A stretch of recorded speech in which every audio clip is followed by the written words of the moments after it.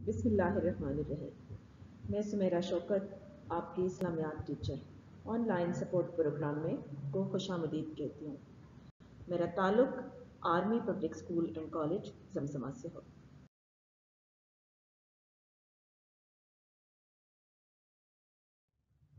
जमात हश्तम, अस्सलाम वालेकुम। हफ्ता नंबर 12। आज हम सूरह अनफाल की आयत नंबर 41 पढ़ेंगे जो सफ़ा नंबर 15 पर मौजूद है। सबसे पहले हम इसके तदरीसी मकासद देख लेते हैं। तलबा माल गनीमत के लुग़वी और इस्तिलाही मानी समझ सकेंगे। माल गनीमत की तकसीम किस तरह की जाएंगी, इसमें हम पढ़ेंगे कि अंबिया के साथ अल्लाह करीम की मदद हर हाल में रहती है। अब हम आयत और उसका तर्जुमा देख लेते हैं। आयत नंबर 41 है, वालमू बिस्मिल्लाहिर्रहमानिर्रहीम वालमू अन्नमा गनिमतुम मिन शैइन फअन्न लिल्लाहि खुमुसहु वलिर्रसूलि वलिज़िल क़ुरबा वलयतामा वलमसाकीनि वब्निस सबील इन कुंतुम आमनतुम बिल्लाहि वमा अंज़लना अला अब्दिना यौमल फुरक़ान यौमल तक़ल जमआन वल्लाहु अला कुल्लि शैइन क़दीर। सबसे पहले हम इसका लफ्ज़ी तर्जुमा देख लेते हैं।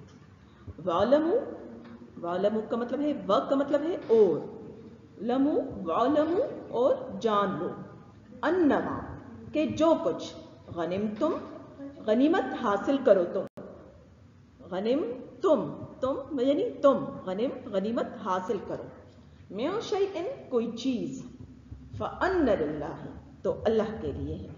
और ये जान रखो कि जो चीज़ तुम हासिल करो गनीमत के तौर पर तो वो अल्लाह के लिए है। खुमुसहु 5वां हिस्सा इसका, वलिर्रसूल और उसके रसूल सल्लल्लाहु अलैहि वसल्लम के लिए, वलिज़िल क़ुरबा और अहले कराबत का यानी रिश्तेदारों का, वलयतामा और यतीमों का, वलमसाकीनी और मुहताजों का, वब्न सबील और मुसाफिरों का है। यो कुंतुम अगर तुम, आमन तुम ईमान रखते हो, बिल्लाहि अल्लाह पर, वमा अंजलना और उस नुसरत पर जो नाजिल फरमाई, अला अब्दिना अपने बंदे पर, यौमल फुरकान और फैसले के दिन पर, यौमा जिस दिन, तका यौमल तका जिस दिन बाहम मुकाबिल हुए, जमा दो लश्कर यानी जिस दिन दोनों लश्कर आमने सामने हुए, वल्लाहु और अल्लाह ताला, अला पर, कुल्ले हर, शैइन चीज़, कदीर कादिर है और अल्लाह ताला हर चीज़ पर कादिर है। अब इसका बामुहावरा तर्जुमा है, और जान रखो कि जो चीज़ तुम कुफ़ार से गनीमत के तौर पर लाओ इसमें से 5वां हिस्सा अल्लाह का और उसके रसूल सल्लल्लाहु अलैहि वसल्लम का और अहले कराबत का और यतीमों का और मुहताजों का और मुसाफिरों का है। और अगर तुम अल्लाह पर और उस नुसरत पर ईमान रखते हो जो हक और बातिल में फ़र्क करने के दिन यानी जंग बदर में, जिस दिन दोनों फौजें आमने सामने हुई थी और अपने बंदे पर नाजिल फरमाई, अल्लाह ताला हर चीज़ पर कादिर है। यानी अगर तुम ईमान रखते हो अल्लाह ताला पर और उस नुसरत पर जो अपने बंदे हज़रत मोहम्मद सल्लल्लाहु अलैहि वसल्लम पर नाजिल फरमाई, और जंग बदर के दिन पर ईमान रखते हो जिस दिन ये दोनों फौजें आमने सामने हुई थी, और अल्लाह ताला हर चीज़ पर कादिर है। अब आयत के बाद हम सूरह अनफाल का मुख्तसर सा तारुफ देख लेते हैं। सूरह अनफाल आपको पता होगा ये मदनी सूरत है।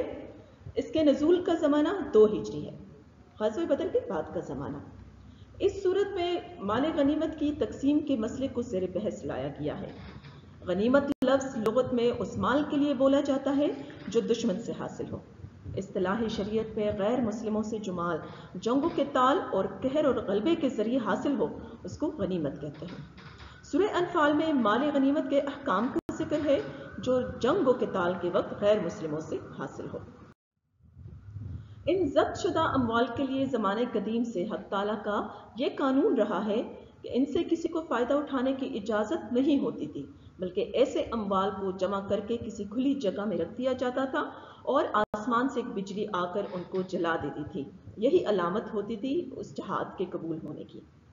خاتم الانبیاء کو جو چند خصوصیات حق تعالیٰ کی طرف سے عطا ہوئی ان میں سے ایک یہ بھی ہے کہ مال غنیمت آپ صلی اللہ علیہ وآلہ وسلم کی امت کے لیے حلال کر دیا گیا.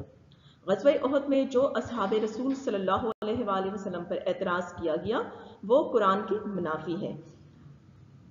اب ضابطۂ تقسیم کا یہ قانون دے کر تمام مجاہد مسلمانوں کو اس سے باخبر کر دیا گیا کہ اللہ تعالیٰ نے یہ مال تمہارے لیے حلال کر دیا ہے مگر ایک خاص ضابطے کے تحت حلال ہے. اس کے خلاف اگر کوئی لے گا اگر کوئی جائے گا تو وہ جہنم کا ایک انگارہ ہوگا. ما غنمتم یعنی جو کچھ تم نے غنیمت میں حاصل کیا. اس میں اشارہ پایا جاتا ہے کہ یہ مال ان حاصل کرنے والوں کا حق ہے. اور اس کے بعد جب یہ ارشاد فرما دیا کہ ان میں سے 5واں حصہ اللہ اور اس کے رسول صلی اللہ علیہ وآلہ وسلم کا وغیرہ کا ہے تو اس کا یہ نتیجہ صاف نکل آیا کہ باقی یہ جو 4 حصے وہ امت کے لیے یا مجاہدین کے لیے ہے. مال غنیمت اب اس میں جو ہم نے یہ آیت پڑھی تو اس میں مال غنیمت کے احکام بیان کیے جا رہے ہیں جس میں سے 5واں حصہ جو ابھی ہم نے ترجمے میں پڑھا کہ اس کا 5واں حصہ اللہ تعالیٰ کا ہے اور اس کے رسول صلی اللہ علیہ وسلم کا. اب اس کے بھی چونکہ یہ مال تو ہے ہی اللہ تعالیٰ کا اللہ تعالیٰ کی طرف سے ہے لیکن اب اس کے مزید 5 حصے کر دیے گئے ہیں. اللہ رسول صلی اللہ علیہ وآلہ وسلم کا ہے اور ان کی رشتہ داروں کا, یتیموں کا, محتاجوں اور مسافروں کا. یعنی آپ صلی اللہ علیہ وسلم رشتہ دار, یتیم, محتاج اور مسافروں کا ہے. یعنی یہ 5واں حصہ اس کو مزید 5 حصوں میں تقسیم کیا گیا ہے. مال غنیمت کو شرعی طریقے سے تقسیم کرنا فرض ہے. شرع احکام کو واضح کرنا منصب نبوت صلی اللہ علیہ وآلہ وسلم ہے. اب اس کے اہم نکات میں ہم دیکھتے ہیں کہ بدر میں کفار کو منہ کی کھانی پڑی اور اللہ نے اسے حق اور باطل میں فرق کا دن یعنی یوم الفرقان فرمایا. اب آپ نے دیکھا کہ کتنی زیادہ تعداد میں یعنی وہ مسلمان جو کہ وہ 313 تھے اور ان کی تعداد 1000 تھی لیکن پھر بھی اللہ تعالیٰ کی مدد سے ان کو کفار کو منہ کی کھانی پڑی. اور یہ اس وجہ سے کہ اللہ کا اپنے نبی کی تائید مدد جو ہے وہ ہر حال میں رہتی ہے مسلمانوں کے ساتھ. اپنے نبی کے ساتھ اللہ تعالیٰ کی مدد ہر حال میں رہتی ہے. اور اسباب کا اختیار کرنا بھی سنت انبیاء ہے یعنی فیصلے اللہ تعالیٰ کی دست قدرت میں ہے. یعنی دنیا عالم جو ہے یہ اسباب ہے اور یہاں پر اسباب پر نتائج پیدا ہوتے ہیں لہٰذا انبیاء بھی اسباب اختیار فرماتے ہیں. عزیز طلبہ طالبات, جو کچھ اس لیکچر میں بتایا گیا ہے امید ہے آپ اس کو پڑھیں گے, سمجھیں گے اور یاد کریں گے اور سوال جواب تحریری طور پر لکھیں گے بھی. اس کے ساتھ ہمارا آج کا لیکچر ختم ہوتا ہے اس دعا کے ساتھ کہ اللہ تعالیٰ ہمارا حامی و ناصر ہو. اللہ تعالیٰ ہمیں اس وبا سے محفوظ فرمائے اور آسانیاں عطا فرمائے. میری دعائیں آپ کے ساتھ ہیں. اللہ آپ کو دونوں جہانوں میں کامیابیاں عطا فرمائے. ایک نئے لیکچر کے ساتھ پھر حاضر ہوں گے. تب تک کے لیے اللہ نگہبان.